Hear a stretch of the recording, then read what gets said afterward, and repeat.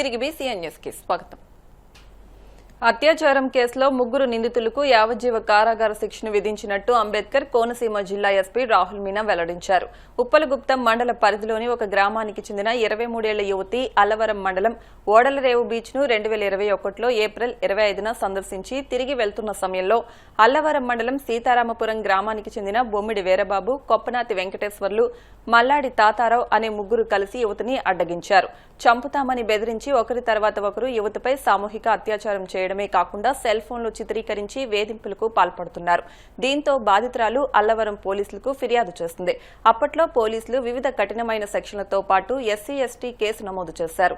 ఈ కేసు విచారణ చేపట్టిన రాజమహేంద్రవరంలోని 10వ అదనపు జిల్లా sessions court judge yes Uma Sunanda prosecution సమర్పించిన సాక్ష్యాధారాలను పరిగణలోకి తీసుకున్నారు. నేరం నిరూపితం కావడంతో ముగ్గురు నిందితులకు యావజ్జీవ కఠిన కారాగార శిక్షతో పాటు 5.80 లక్షల జరిమానా విధిస్తూ న్యాయమూర్తి తీర్పు వెల్లడించినట్టు జిల్లా ఎస్పీ తెలిపారు. ఈరోజు అల్లవరం పోలీస్ స్టేషన్ సంబంధించినటువంటి ఒక గ్యాంగ్ రేప్లో ఒక ఎస్సీ కులానికి సంబంధించినటువంటి యువతి యొక్క గ్యాంగ్ రేప్లో చాలా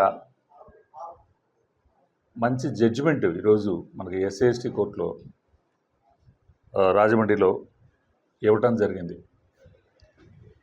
ఈ కేసు జరిగి తేదీ 25/4/2021 25/4/2021 5 సంవత్సరాలు అయింది సుమారుగా. దీంట్లో ఆ విక్టిమ్ ఉమన్, షెడ్యూల్ కులానికి సంబంధించిన ఆ విక్టిమ్ ఉమన్ తన మేనమా వరుస అయ్యే ఒక వ్యక్తితో ఓడలరేవుకి బీచ్కి వెళ్తుంది. బీచ్లో ఆమె అక్కడి నుంచి బీచ్ పరిసర ప్రాంతాలు ఉండగా ఆమె చనువుగా ఉన్న సమయంలో, మేనమావతో చనువుగా ఉన్న సమయంలో ముద్దాయిలు బొమ్మిడి వీరబాబు, కొప్పనాతి వెంకటేశ్వర్లు, మల్లాడి తాతారావు వీరు ముగ్గురు అగ్నికుల క్షత్రియ కులానికి సంబంధించిన వారు. వారు వేటకి వెళ్ళి సముద్రంలోకి వేటకు వెళ్ళి తిరిగి వస్తూ సింగిల్గా ఏకాంతంగా గడుపుతున్నటువంటి ఈ వీరిద్దరిని వారు చూడటం తటస్థించింది. వెంటనే అక్కడ చుట్టుపక్కల ప్రజలు ఎవరూ లేకపోవటం, అక్కడ ఆ జంటకి సరైన సెక్యూరిటీ సర్కమ్స్టాన్సెస్ లేకపోవటాన్ని గమనించి దాన్ని అవకాశంగా తీసుకుని వీరు తెగించి దుర్మార్గంగా ఆ మేనమామ అతన్ని కొట్టి బీరుబాటుతో చంపేస్తాను బెదిరించి అతన్ని కాళ్ళు చేతులు కట్టేసేసి కంప్లీట్గా అతన్ని కదలకుండా చేసేసి భయపెట్టి ఆ స్త్రీపై, ఆ యువతిపై సామూహికంగా వాళ్ళు ఒకరి తర్వాత ఒకళ్ళు అత్యాచారం చేయడం జరిగింది. ఈ అత్యాచారం చేసే క్రమంలో ఆమె ఫోన్ నుంచి ఈ మొదటి ముద్దాయి వీరబాబు అనేవాడు ఒక రింగ్ ఇచ్చుకుంటాడు. తన సెల్కి రింగ్ ఇచ్చుకుంటాడు.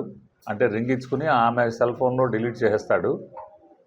వాడికి రింగ్ వస్తుంది, అది ఆమెకు తెలియదు. తర్వాత వాళ్ళు వెళ్ళిపోతారు. ఎవరికైనా చెప్పామంటే అలా మిమ్మల్ని చంపేస్తాం, మీ పరువు అంతా పోతుంది అది అని ఆమెని భయపెట్టి వార్నింగ్ ఇచ్చి వాళ్ళు వెళ్ళిపోతారు. ఆమె షాక్కు గురవుతుంది. ఇటు తన వరుసగా మేనమామ వరుసగా తేతంతో అది మ్యారీడ్ కాదు, ఇది మ్యారేజ్ సంబంధం కాదు కాబట్టి ఆమె కొద్దిగా ఇన్కన్వీనియన్స్ గురి ఎవరికి చెప్పడం కూడా దాచుకుంటుంది. A1కి 2 లక్షల రూపాయలు, A2కి 1,90,000 రూపాయలు, A3కి 1,90,000 రూపాయలు ఫైన్లు కూడా విధించారు డిఫరెంట్ సెక్షన్స్లో. మొత్తం నేను చెప్పేది ఓవరాల్గా ఒక్కొక్కరికి ఎంతంత ఓవరాల్గా అయింది చెప్పాను నేను. డిఫరెంట్ సెక్షన్స్ కింద విధించినది అది. ఈ ఫైన్ కూడా విధించడం జరిగింది. ఈ కేసుని పర్ఫెక్ట్గా జరిగినట్టు సాక్ష్యం చెప్పేలాగా మా అల్లవరం పోలీసులు, అలాగే అప్పటి రూరల్ సిఐ వీరబాబు బాగా కృషి చేశారు. ప్రత్యేకంగా ఆమె కొరకు వేరే అకామిడేషన్ ఎవరు తెలియకుండా సీక్రెట్గా పెట్టి వాళ్ళ కుటుంబ సభ్యులు కూడా దాంట్లో పెట్టి బయటికి తెలియకుండా చేసి కొంతకాలం పాటు ఆమె సాక్ష్యం ఎవరు ఇన్ఫ్లుయెన్స్ చేయకుండా, బెదిరించకుండా ఉండేలాగా ఎంతో ప్రయత్నం చేశాము. పోలీస్ చేసినటువంటి ఆ ప్రోత్సాహానికి ఆమె ధైర్యంగా సాక్ష్యం చెప్పింది. ఆ సాక్ష్యం బేస్ అయ్యి అలాగే మిగిలిన సాక్షులని అందరినీ కూడా దగ్గరుండి చెప్పించడం జరిగింది. చక్కగా చెప్పారు అందరూ, సాక్ష్యాలు బాగా వచ్చినాయి. ఈ కేసుని శ్రద్ధగా ప్రాసిక్యూషన్ కంప్లీట్ అయ్యేలాగా చేయడం జరిగింది. నెల్లూరు జిల్లా గూడూరు పట్టణంలోని గమ్మల్లపాలెంలో ఉన్న ఈఎస్ఐ హాస్పిటల్ను Rayalaseema joint director doctor Padmaja తనిఖీ చేసి రికార్డులను పరిశీలించారు. వైద్య సేవలు, మందుల నిల్వ గురించి మెడికల్ ఆఫీసర్ డాక్టర్ కిషోర్ను అడిగి తెలుసుకున్నారు. ఈ సందర్భంగా ఆమె మాట్లాడుతూ ఈఎస్ఐ హాస్పిటల్స్ ద్వారా కల్పించే సౌకర్యాల గురించి కంపెనీల్లో పనిచేస్తున్న వారికి తెలియడం లేదని, వీటి గురించి కార్మికులకు తెలిసేలా క్యాంపులు ఏర్పాటు చేస్తామని వెల్లడించారు. ఇక్కడ ఏంటంటే గూడూరులో మెయిన్ ప్రాబ్లం ఏంటంటే ఇక్కడ కొంచెం అవేర్నెస్ తెలియడం లేదు ఫ్యాక్టరీ వర్కర్స్కి వాళ్ళకి. సో మేమేమి చేద్దాం అనుకుంటున్నాము, సెంట్రల్ గవర్నమెంట్ నుంచి మనకి పర్మిషన్ వచ్చింది అన్ని చోట్ల క్యాంప్ చేసి అవేర్నెస్ చేయమని. సో అవేర్నెస్ క్యాంప్ చేయడానికి ఫ్యాక్టరీస్ వాళ్ళు కూడా అంత సుముఖంగా లేరు. కాకపోతే వాళ్ళు కూడా దీని ఇంపార్టెన్స్ తెలుసుకుంటే, ఎందుకంటే మనం ఇక్కడ ట్రీట్మెంట్ ఇస్తున్నాము, at the same time specialist services ఉన్నాయి, వాళ్ళు ఊరికినే లీవుల కోసం రాకుండా ఇంకా అదర్ ట్రీట్మెంట్స్ ఏం అవైలబిలిటీ ఉంది, తర్వాత వేరే హాస్పిటల్స్కి వెళ్తే రియంబర్స్మెంట్ ఫెసిలిటీస్ ఏంటి, టైఅప్ హాస్పిటల్స్ లిస్టులు, ఇలాంటి బెనిఫిట్స్ ఉంటాయి మనకి ఈఎస్ఐలో. సో ఇలాంటివి తెలుసుకోవడానికి అవకాశం ఉంటుంది కాబట్టి వాళ్ళందరినీ కొంచెం పేషెంట్స్ని లైక్ ఐపీస్ని ఎడ్యుకేట్ చేసి మమ్మల్ని కూడా వాళ్ళు యాక్సెప్ట్ చేసి క్యాంప్స్ అవి వాళ్ళ క్యాంపస్లో అరేంజ్ చేయించుకుంటే వాళ్ళకి కూడా బెనిఫిట్గా ఉంటుంది. అదొకటే ఇక్కడ మేము చూస్తున్నాము. అలాగే ఇక్కడ స్టాఫ్ అంతా బాగానే ఉన్నారు. ఓకే, హాస్పిటల్ కూడా వర్కింగ్ కండిషన్, డాక్టర్స్ అవైలబిలిటీ ఉంది.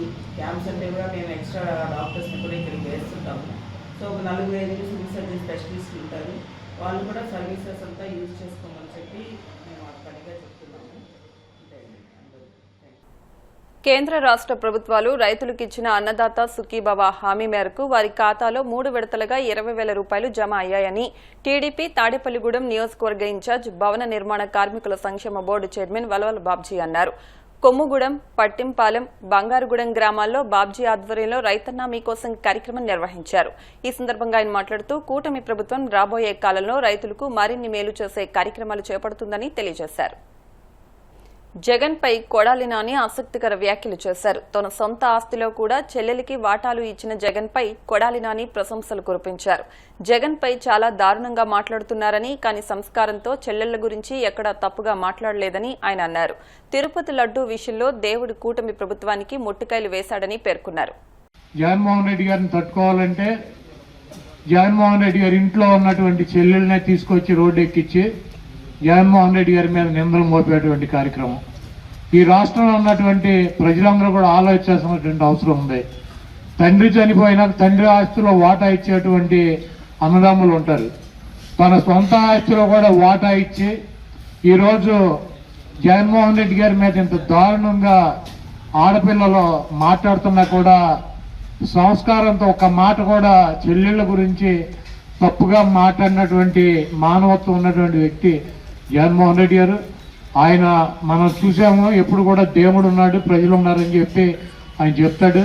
తిరుపతి లడ్డు విషయంలో దేవుడు కూటమి ప్రభుత్వానికి కానీ ఆ కూటమిలో ఉన్నటువంటి నాయకులకు కానీ ఎటువంటి ముట్టికాయలు వేసాడో, ఏ రకంగా అభాసు పాలయ్యారో మనం చూసాము. తప్పకుండా ఆ దేవుడి దయతో ప్రజల దయతో జగన్మోహన్ రెడ్డి గారు ముఖ్యమంత్రి అవటం తథ్యం. వార్తలు ముగించే ముందు ముఖ్యాంశాలు మరొకసారి. మంగళగిరిలో 85వ రోజు ప్రజా దర్బార్ నిర్వహించిన మంత్రి లోకేష్. సామాన్య ప్రజలు, కార్యకర్తల నుంచి స్వీకరించిన వినతులను పరిశీలించి చర్యలు తీసుకుంటానని హామీ. ఇరిగేషన్ ప్రాజెక్టుల పనులను శరవేగంతో పూర్తి చేసి ప్రజలకు ఫలితాలు అందించడమే లక్ష్యం. జలవనరుల శాఖ మంత్రి నిమ్మల రామానాయుడు స్పష్టీకరణ. అసాంఘిక కార్యక్రమాల్లో టీడీపీ నాయకులు మునిగి తేలుతున్నారన్న మాజీ మంత్రి కాకాని. ఆ కేసుల నుంచి వారిని తప్పించడమే పోలీసులు పనిగా మారిందని ఫైర్.